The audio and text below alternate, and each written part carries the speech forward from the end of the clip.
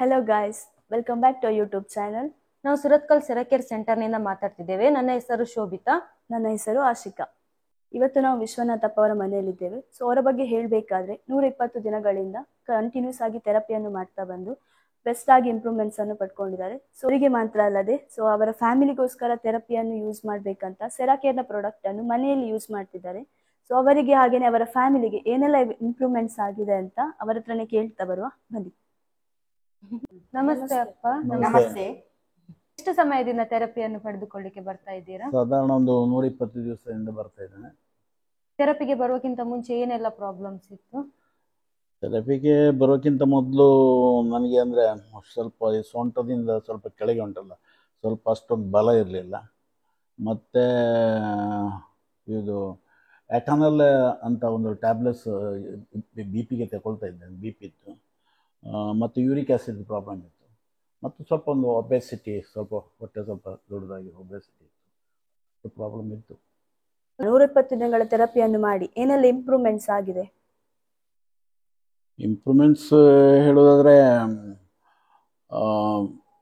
B ಪಿಗೆ ನಾನು ಎಟನಲ್ 50 ಅಂತ ಒಂದು ಟ್ಯಾಬ್ಲೆಟ್ಸನ್ನು ತಗೊಳ್ತಾ ಇದ್ದೆ. ಅದು ಈಗ ನಾನು ಅದನ್ನು ಟ್ಯಾಬ್ಲೆಟ್ಸನ್ನು ಸ್ಟಾಪ್ ಮಾಡಿದ್ದೇನೆ, ಕಂಪ್ಲೀಟ್ ಸ್ಟಾಪ್ ಮಾಡಿದ್ದೇನೆ. ಮತ್ತು ಬಿ ಪಿ ನಾರ್ಮಲ್ ಇದೆ.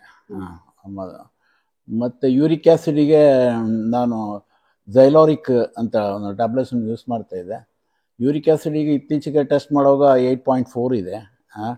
ಅದು 7 ಇರಬೇಕು, ಜಸ್ಟ್ ಸ್ಲೈಟ್ ಜಾಸ್ತಿ ಅಷ್ಟೇ, ವಿದೌಟ್ ಟ್ಯಾಬ್ಲೆಟ್ಸ್. ಮತ್ತು ಅದೇ ನಾನು ಇಲ್ಲಿ ನಮ್ಮ ಲ್ಯಾಡರ್ನಲ್ಲೆಲ್ಲ ಮೇಲೆ ಹತ್ತಿದ ಕೂಡಲೇ ಒಂದು ಮಾಲುವ ಥರ ಒಂದು ಇಂಬ್ಯಾಲೆನ್ಸ್ ಎಲ್ಲ ಇತ್ತು. ಈಗ ಅದೆಲ್ಲ ಮಾಲುವ ಥರ ಅಂಥದ್ದೇನಿಲ್ಲ, ಸ್ವಲ್ಪ ಸ್ಟ್ರಾಂಗ್ ಆಗಿದ್ದೇನೆ. ಅದ ಕಾರಣ ಲ್ಯಾಡರ್ನಲ್ಲಿ ಹತ್ತಿ ಎಲ್ಲ ಕೆಲಸ ಮಾಡಲಿಕ್ಕೆ ಒಂದು ಧೈರ್ಯ ಇದೆ ಜಸ್ಟ್. ಮತ್ತು ಕೆಲವು ಮುಖದಲ್ಲಿರುವ ಕಾಲೆಗಳು ಅದು ಇದು ಅದೆಲ್ಲ ಹೋಗಿದೆ. ನನಗೆ ಒಂದು 2016ರಲ್ಲಿ ಒಂದು ಸಣ್ಣ ಒಂದು ಆ್ಯಕ್ಸಿಡೆಂಟ್ ಆಗಿತ್ತು. ಆವಾಗ ಆ ಆ್ಯಕ್ಸಿಡೆಂಟ್ನಲ್ಲಿ ಒಂದು ಬೆರಳು ಸ್ವಲ್ಪ ಕಟ್ಟು ಮಾಡೋ ಪರಿಸ್ಥಿತಿ ಬಂತು. ಇದು ಬೆರಳು ಕಟ್ಟಾದದ್ದು. ಆದರೆ ಅಲ್ಲಿ ಸೆರಕೆ ಬರುವವರೆಗೆ ಹೇಗಿತ್ತಂತ ಹೇಳಿದರೆ, ಅದು ಇಲ್ಲಿ ಮುಟ್ಟಿದ ಸಾಕು ಅದು ಇಲ್ಲಿವರೆಗೆ ಬರ್ತಾಯಿತ್ತು, ಬ್ರೈನ್ ಅಲ್ಲೇ ಬರ್ತಿದ್ದು. ಈಗ ಹೇಗೆ ಅಂತ ಹೇಳಿದರೆ ಅದು ಎಷ್ಟು ಇದು ಮಾಡಿದ್ರು ನೋಡಿ, ಈಗ ಕಂಪ್ಲೀಟ್ ಆಗಿ ಈಗ ತುಂಬ ಕಮ್ಮಿ ಇದಾಗಿದೆ. ಸ್ಲೈಟ್ ಹೌದಾ ಅಲ್ಲ ಅಂತೇಳಿ ಆಗಿದೆ, ಅದೊಂದು. ಮತ್ತು ಇಲ್ಲಿ ಕುತ್ತಿಗೆಯಲ್ಲೆಲ್ಲ ಏಜ್ ಫ್ಯಾಕ್ಟರ್ ಅದು, ಯಾಕಂದ್ರೆ ಎಲ್ಲ ಇಳಿದಿತ್ತು ಅದೆಲ್ಲ ಈಗ ಕ್ಲಿಯರ್ ಆಗಿದೆ, ಇಲ್ಲೆಲ್ಲ ಕ್ಲಿಯರ್ ಆಗಿದೆ. ಎಲ್ಲ ಆ ಮಾಂಸ ಎಲ್ಲ ಇಲ್ಲಿ ಇಳಿದಿದ್ದದ್ದು, ಆ ಮಾಂಸ ಎಲ್ಲ ಕ್ಲಿಯರ್ ಆಗಿದೆ. ಅದೇ ರೀತಿಯಲ್ಲಿ ಇಲ್ಲಿ ಕೂಡ ಶೋಲ್ಡರ್ನ ಇಲ್ಲಿ ಕೂಡ ಹಾಗೆ ಇತ್ತು, ಅದು ಕೂಡ ಕ್ಲಿಯರ್ ಆಗಿದೆ. ಮತ್ತು ನರದ ಬಗ್ಗೆ ಹೇಳೋದಾದರೆ ಇಲ್ಲೆಲ್ಲ ಈ ನರ ಎಲ್ಲ ತುಂಬ ಗ್ರೀನಿಶ್ ಇತ್ತು. ಆ ಗ್ರೀನಿಶ್ ಎಲ್ಲ ಅಷ್ಟುದ್ದು ಡಾರ್ಕ್ ಇದ್ದದ್ದು ತುಂಬ ಕಮ್ಮಿ ಆಗಿದೆ.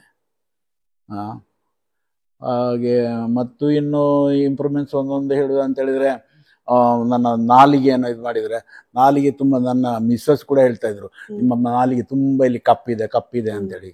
ಈಗ ನೋಡಿ ಅದೆಲ್ಲ ಹೋಗಿ ಆ ಥೆರಪಿನ ಇದರಿಂದ, ಫಾರ್ ಇನ್ಫ್ರಾರೆಡ್ ರೇಸ್ನ ಇಫೆಕ್ಟ್ನಿಂದ ನೋಡಿ ಕಡಿಮೆ ಆಗಿದೆ. ಅದೆಲ್ಲ ವೈಟ್ನೆಸ್ ಬಂದಿದೆ.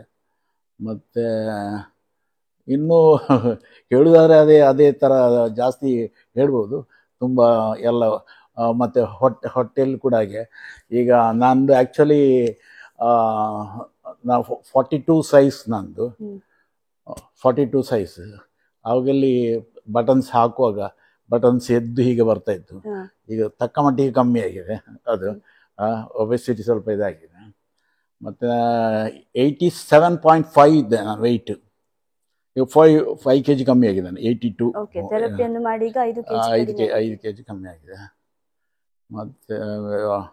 ಮತ್ತು ಎಲ್ಲ ಸಾಧಾರಣ ಇವನ್ ಆಲ್ ಟುಗೆದರ್ ಹೇಳೋದಾದರೆ ಒಂದು ಒಳ್ಳೆ ಉಮೇದು ಥೆರಪಿ ಮಾಡಿ ಬಂದ ನಂತರ ಉಂಟಲ್ಲ, ನಾವು ಒಂದು ಅಷ್ಟೊಂದು ಉಲ್ಲಾಸದಲ್ಲಿದ್ದೇವೆ ಅನ್ನೋ ಒಂದು ಫೀಲಿಂಗ್ನೆಸ್ ಇದೆ. ಆಕ್ಟಿವ್ ಆಕ್ಟಿವ್ ಆಗ್ತೇವೆ ತುಂಬ. ಹಾಂ, ಅದು ತುಂಬ ಅಂದರೆ ನಾನು ವಾಕಿಂಗು ಡೈಲಿ ಹೋಗ್ತಾ ಇದ್ದೇನೆ. ಆ ವಾಕಿಂಗಿಗೂ ಇದು ಥೆರಪಿಗೂ ನನಗೆ ತುಂಬ ಡಿಫ್ರೆನ್ಸ್ ಕಾಣ್ತಾ ಇದೆ. ಆ್ಯಕ್ಚುಲಿ ವಾಕಿಂಗ್ ನಾನು ಡೈಲಿ ವಾಕಿಂಗ್ ಹೋಗ್ತೇನೆ, ಮತ್ತು ಸ್ಲೈಟ್ ಎಕ್ಸಸೈಸ್ ಮಾಡ್ತೇನೆ. ಸೊ ಅದನ್ನು ಕಂಪೇರ್ ಮಾಡಿ ಅದ್ರ ಒಟ್ಟಿಗೆ ಈ ಥೆರಪಿ ಅಂತ ಹೇಳಿದರೆ ಭಾರಿ ಬೆಸ್ಟ್ ಆಗ್ತಾ ಇದೆ ಜಸ್ಟ್. ಹಾಗೆ ಮತ್ತು ನಾನು ಆ ಟ್ಯಾಬ್ಲೆಟ್ಸ್ ಅದೇ ನಾನು ಹೇಳಿದಲ್ಲ, ಎಟರ್ನಲ್ 50 ಅಂತ ಅದನ್ನು ಸ್ಟಾಪ್ ಮಾಡಿದ್ದೇನೆ, ಮತ್ತು ಯೂರಿಕ್ ಝೈರೋಲಿಕ್ ಅದನ್ನು ಸ್ಟಾಪ್ ಮಾಡಿದ್ದೇನೆ. ಸೆರಾಕೇರ್ ಸೆಂಟರ್ ಕೂಡ ಹೊಸಬೆಟ್ಟಿನಲ್ಲಿ, ನಿಮ್ಮ ಮನೆ ಕೂಡ ಹೊಸಬೆಟ್ಟಿನಲ್ಲಿ. ನಿಮಗೆ ಡೈಲಿ ಸೆಂಟರ್ಗೆನೆ ಬಂದು ಥೆರಪಿಯನ್ನು ಪಡ್ಕೋಬಹುದಿತ್ತು. ನೀವು ಯಾತಕ್ಕೋಸ್ಕರ ಮನೆಗೆ ತಕೊಂಡು ಬಂದು ಯೂಸ್ ಮಾಡ್ತಾ ಇದ್ದೀರಾ? ಅದರಲ್ಲಿ ಇಷ್ಟೇ ವಿಶೇಷ ಅಂತ ಹೇಳಿದರೆ, ನೀವು ಅಲ್ಲಿಗೆ ನಾವು ಥೆರಪಿಗೆ ಹೋದರೆ, ಒಂದು ನಾನು ಪರ್ಸನಲಿ ಹೇಳೋದಾದರೆ ಕೂಡ ಎಂತ ಹೇಳ್ಬೇಕಂತ ಹೇಳಿದರೆ, ನಾನು ಟೈಮ್ ತುಂಬ ಸ್ಪೆಂಡ್ ಮಾಡಬೇಕಾಗ್ತದೆ. ನನಗೆ ಬೇಕಾದಾಗ ನಾನು ಯೂಸ್ ಮಾಡಲಿಕ್ಕೆ ಆಗ್ತಾಯಿಲ್ಲ. ಒಂದು ಯಾವ ಟೈಮ್ ಮನೇಲಿ ಕೊಂಡೋದ್ರೆ ಯಾವಾಗ ಬೇಕಾದ್ರೂ ಯೂಸ್ ಮಾಡ್ಬೋದು. ಮತ್ತು ಮನೇಲಾದರೆ ನಮ್ಮ ಫ್ಯಾಮಿಲೀಸ್ ಎಲ್ರಿಗೂ ಬೇಕಾದ್ರೂ ಯೂಸ್ ಮಾಡ್ಬೋದು. ಯಾಕಂದರೆ ಎಲ್ರಿಗೂ ಆ ಟೈಮಲ್ಲಿ ಸ್ಪೆಂಡ್ ಮಾಡಲಿಕ್ಕೆ ಯಾರಿಗೂ ಆಗ್ತಾಯಿಲ್ಲ. ಮುಖ್ಯವಾಗಿ ನನ್ನ ಹೆಂಡತಿ ಬಗ್ಗೆ ಹೇಳೋದಾದರೆ, ಅವಳು ಮನೆಯಲ್ಲಿ ಅವಳೇ ಕೆಲಸ ಮಾಡಬೇಕು. ಅದರ ಎಡೆಗೆ ಅವಳ ಟೈಮು ಆ ಟೈಮಿಗೆ ಅಥವಾ ಒಂದು ಸ್ಲಾಟ್ ಒಂದು ಅಲಾಟ್ಮೆಂಟ್ ಮಾಡಿ ಆ ಟೈಮ್ ಇದು ಮಾಡಿ ಅಲ್ಲಿಗೆ ಬರಲಿಕ್ಕೆ ತುಂಬ ಕಷ್ಟ ಆಗ್ತದೆ ಅಷ್ಟೇ. ಆದ ಕಾರಣ ಇಲ್ಲಿರುವಾಗ ಅವಳು ಯಾವ ಟೈಮ್ನಲ್ಲಿ ಬೇಕಾದರೆ ಮಾಡ್ಬೋದು. ಈಗ ಅವಳು ನಾನು ಇಲ್ಲಿ ತಂದ ಫುಡ್ ಥೆರಪಿ ಯೂಸ್ ಮಾಡ್ತಾಳೆ. ಅವಳ ಟೈಮಿಗೆ ಬೇಕಾಗ ಅವಳು ಈಗ ಯೂಸ್ ಮಾಡಲಿಕ್ಕೆ ಸ್ಟಾರ್ಟ್ ಮಾಡಿದ್ದಾಳೆ. ಓಕೆಪ್ಪ, ಸೆರಾಕೇರಿಗೋಸ್ಕರ ಅಂದರೆ ಸ್ಪೆಂಡ್ ಮಾಡಿರುವ ಮನಿ ವೇಸ್ಟ್ ಅಂತ ಆಗ್ತದ ಪ್ರಾಡಕ್ಟಿಗೋಸ್ಕರ? ಖಂಡಿತ ಇಲ್ಲ, ಅಂತ ವೇಸ್ಟ್ ಅಂತ ನನಗೆ ಕಾಣ್ತಾ ಇಲ್ಲ. ಯಾಕಂದರೆ ಇಂಥ ಇಂಪ್ರೂವ್ಮೆಂಟ್ಸ್ ಉಂಟಲ್ಲ, ಉಂಟಲ್ಲ, ಇದು ಯಾವ ಡಾಕ್ಟ್ರಿಂದಲೂ ಕ್ಯೂರ್ ಮಾಡೋದಂಥದ್ದು. ಹಾಗಿರೋ ನನಗೆ ಅದರಲ್ಲಿ ಏನು ಸಮಸ್ಯೆ ಇಲ್ಲ. ನಾನು ಹ್ಯಾಪಿಲಿ ಅದನ್ನು ಸ್ಪೆಂಡ್ ಮಾಡಿದ್ದೇನೆ. ಓಕೆ, ಅಂದರೆ ಈಗ ಹೊರಗಡೆ ಎಲ್ಲ ತುಂಬ ರೂಮರ್ಸ್ ಆಗ್ತದೆ, ಅಂದರೆ ಅಲ್ಲಿ ಬಂದರೆ ರಕ್ತ ಹೀರ್ತದೆ, ಕರೆಂಟ್ ಥೆರಪಿ ಅಂತ. ಸೊ ಇದ್ರ ಬಗ್ಗೆ ನಿಮ್ಮ ಒಪಿನಿಯನ್ ಏನು? ನಾನು ಈ ರೂಮರ್ಸ್ ತುಂಬ ಕೇಳಿದ್ದೇನೆ. ನಾನು ಫಸ್ಟ್ ಆಫ್ ಆಲ್ ನಾನು ಹೇಳಿದ್ದೇನೆ, ಆ ರೂಮರ್ಸ್ ಇದಕ್ಕೆಲ್ಲ ನನಗೆ ಕಿವಿ ಕೊಡುವವನೇ ಅಲ್ಲ. ರೂಮರ್ಸ್ ಅಂತ ಹೇಳ್ತಾರೆ ಅಂತ ಹೇಳಿದರೆ ಅಲ್ಲಿ ಹೇಳ್ತಾರೆ, ಅವು ಒಂಚೂರು ಸಮಯ ಪೋಂಡ ಅಲ್ಪ ಕರೆಕ್ಟ್ ಹಾಕೊಂಡು ಆಡ್ಬೇಕು ಕೂಡ ಅಂಚೆನೆ. ಯಾಕಂದರೆ ಅದು ಕಾನ್ಸೆಪ್ಟ್ ಗೊತ್ತಿಲ್ಲ ಅವರಿಗೆ. ಆ ಕಾನ್ಸೆಪ್ಟ್ ಏನಂತ ಹೇಳಿದರೆ, ಅದು ಫಾರ್ ಇನ್ಫ್ರಾ ರೆಡ್ ರೇಸ್ ಆ ಜೇಸ್ಟೋನಿಂದ ರಿಲೀಸ್ ಆಗೋದು. ಅದು ಅವರು ಹೇಳೋ ಪ್ರಕಾರವೇ ಅದು ಸರಿ ನಾವು ಕೇಳಬೇಕು. ಯಾಕಂದರೆ ಇದು ಬ್ಲಡ್ ಪ್ರೊಡಕ್ಷನ್, ಪ್ಯೂರಿಫಿಕೇಷನ್, ಸರ್ಕ್ಯುಲೇಷನ್ ಇದು ಮೇಯ್ನ್. ನಾವು ಅದನ್ನು ಏನಂತ ಹೇಳಿದರೆ, ನಾವೀಗ ಎಕ್ಸಸೈಸ್ ಮಾಡ್ತೇವೆ ಅಂತ ಇಟ್ಕೊಳ್ಳಿ, 1-2 ತಿಂಗಳು ಎಕ್ಸಸೈಸ್ ನಿಲ್ಲಿಸಿದರೆ ಅದು ಪುನಃ ಅದು ಅದೇ ಥರ ಆಗೋದಿಲ್ವ? ಅದೇ ಥರ ಇಲ್ಲಿ ಏನಂತ ಹೇಳಿದರೆ, ನಾವು ಹೋಗ್ತಾ ಇರಬೇಕು. ಹೋಗ್ತಾ ಇದ್ದರೆ ಏನಂತಾರೆ, ಈ ನಾನು ಹೇಳಿದ 3 ಕಾರ್ಯ ಅದು ಕರೆಕ್ಟ್ ನಡೀತದೆ. ಬ್ಲಡ್ ಪ್ರೊಡಕ್ಷನ್, ಪ್ಯೂರಿಫಿಕೇಷನ್, ಸರ್ಕ್ಯುಲೇಷನ್ ನಡೀತದೆ. ಅದು ನಾವು ಸ್ವಲ್ಪ ಸಮಯ ಬಿಟ್ಟರೆ ಏನಾಗ್ತದೆ, ಟಾಕ್ಸಿನ್ಸ್ ಪುನಃ ಸೇರ್ತದೆ. ನಾವು ಬೇಡದನ್ನೆಲ್ಲ ಕೆಮಿಕಲ್ ಫುಡ್ಡನ್ನೆಲ್ಲ ನಾವು ತಗೊಳ್ತೇವೆ. ಆ ಕೆಮಿಕಲ್ ಫುಡ್ಡನ್ನು ತಗೊಳ್ಳುವಾಗ ಟಾಕ್ಸಿನ್ಸ್ ಸೇರ್ತದೆ. ಆ ಟಾಕ್ಸಿನ್ಸ್ ರಿಮೂವ್ ಮಾಡಬೇಕಾದ್ರೆ ನಾವು ಈ ಥೆರಪಿಯನ್ನು ಅಟ್ಲೀಸ್ಟ್ ಒಂದು 60 ಡೇಸ್ ಆಗಿ 120 ಡೇಸ್ ಹೋದವ ಅಟ್ ವಾರಕ್ಕೆ 3 ಸರ್ತಿ ಆದರೂ ಈ ಥೆರಪಿ ಮಾಡಬೇಕಾಗ್ತದೆ. ಇದು ನಾನು ತಿಳ್ಕೊಂಡದ್ದು. ಮತ್ತೆ ಅವರಿಗೆ ಅದು ಗೊತ್ತಿಲ್ಲ. ಯಾಕಂತ ಹೇಳಿದರೆ, ಇದು ಕರೆಂಟ್ ಇದು ಕೊಟ್ಟರೆ ಕರೆಂಟಿನ ಇದ್ರ ಥೆರಪಿ, ಅದು ಕರೆಂಟ್ ಕೊಟ್ಟು ಬ್ಲಡ್ ಸಕ್ ಮಾಡ್ತದೆ.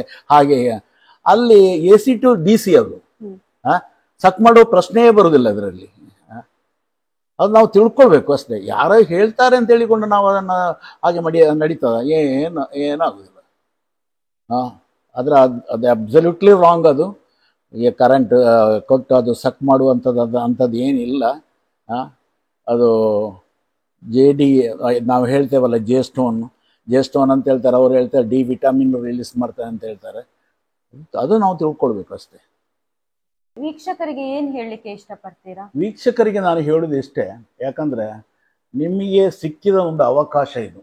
ಈ ಅವಕಾಶವನ್ನು ಸದುಪಯೋಗ ಪಡಿಸಿಕೊಳ್ಳಿ. ಯಾಕಂದರೆ ಇಟ್ ಇಸ್ ಆ್ಯಕ್ಚುಲಿ ಟೋಟಲಿ ಒಂದು ಫ್ರೀ ಕೊಡುವಂಥ ಟ್ರೀಟ್ಮೆಂಟ್ ನಿಮಗೆ ಬೇಕು. ಆದ ಕಾರಣ ಅದನ್ನು ಯೂಸ್ ಮಾಡಿಕೊಳ್ಳಿ. ನೋಡಿದ್ರಲ್ಲ ಯಾವ ರೀತಿಯಾಗಿ ಈ ಒಂದು ಫ್ಯಾಮಿಲಿ ಇಂಪ್ರೂವ್ಮೆಂಟ್ ಅನ್ನು ಪಡ್ಕೊಂಡಿದ್ದಾರೆ ಅಂತ. ಸೊ ಇದೇ ಥರ ನಿಮ್ಮಲ್ಲೂ ಏನಾದರೂ ಪ್ರಾಬ್ಲಮ್ಸ್ ಇದ್ರೆ ಒಂದ್ಸಲ ಸೆರಾಕೇರಿಗೆ ವಿಸಿಟ್ ಆಗಿ ನಿಮ್ಮಲ್ಲಿ ಕೂಡ ಬೆಸ್ಟ್ ಆಗಿ ಇಂಪ್ರೂವ್ಮೆಂಟ್ಸ್ ಅನ್ನು ಪಡ್ಕೊಳ್ತಾ ಬರ್ಬೋದು. Thank you.